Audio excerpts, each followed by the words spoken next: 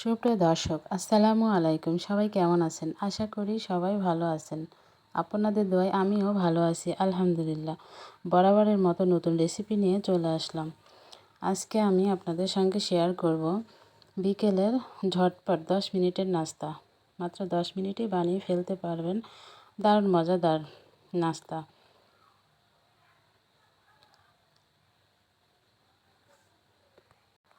আজকে আমি বানাবো একসাথে দুটো রেসিপি, ঝাল মিষ্টি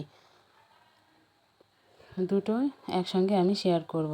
আপনাদের যার যেটা ভালো লাগে সেটাই করবেন।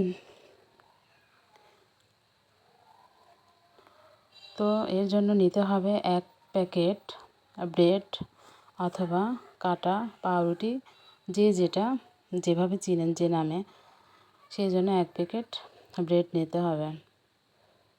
তো কথা না বাড়িয়ে চলুন দেখা যাক। তো শুরু করি। প্রথমেই আমি নিয়ে নেব 2 চা চামচ চিনি, আর সাথে নেব একটা ডিম। নিয়ে এই মিশ্রণটা ভালোভাবে মিশিয়ে নেব। চিনিটা যতক্ষণ পর্যন্ত মেল্ট না হবে এইভাবে নেড়ে নেড়ে মিশিয়ে নেব খুব ভালোভাবে, যেন চিনি একদম মেল্ট হয়ে যায়। আর দিয়ে দিবেন সামান্য পরিমাণ লবণ, একদম সামান্য 1 চিমটি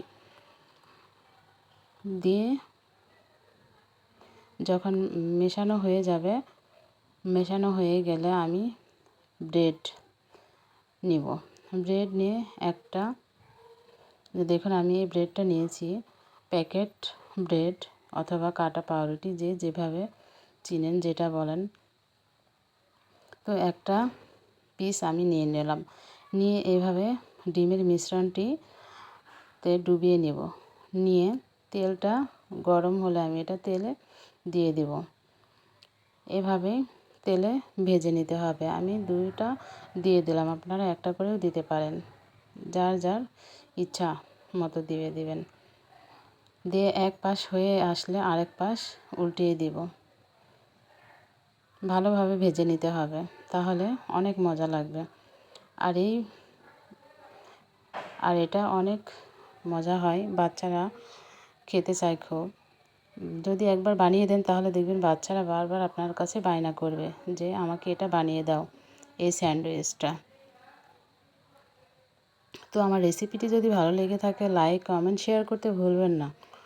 দেখুন আমার স্যান্ডউইচটা ভাজা হয়ে গেছে, মিষ্টিটা ভেজে নিয়েছি।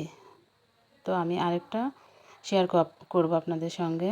এখানে নিয়ে নিলাম একটা ডিম, আর চিনি নিয়ে নিয়েছি 1/2 চা চামচ আর 1 চা চামচ, কারণ এখানে 1/2 চা চামচ চিনি আমি কমিয়ে দিয়েছি, কারণ এটা ঝাল করব।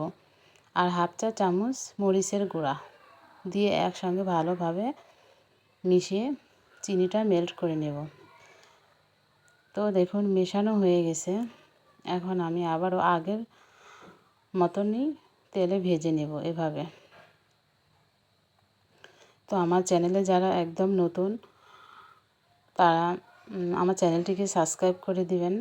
আর যদি সাবস্ক্রাইব করেন তাহলে বেল আইকনটি বাজিয়ে দিবেন, তাহলে আমি যে কোনো ভিডিও আপলোড করার সঙ্গে সঙ্গে আপনারা নোটিফিকেশন পেয়ে যাবেন। তো আমি এই রেসিপিটা করছি, যদি আপনাদের ভালো লাগে তাহলে অবশ্যই লাইক কমেন্ট শেয়ার করতে ভুলবেন না। যারা আমার চ্যানেলটিকে সাবস্ক্রাইব করেছেন তাদেরকে অসংখ্য ধন্যবাদ, আর যারা এখনও করেননি তারা অবশ্যই চ্যানেলটিকে সাবস্ক্রাইব করে দেবেন। তো আজ এই পর্যন্ত আসি, আল্লাহ হাফেজ।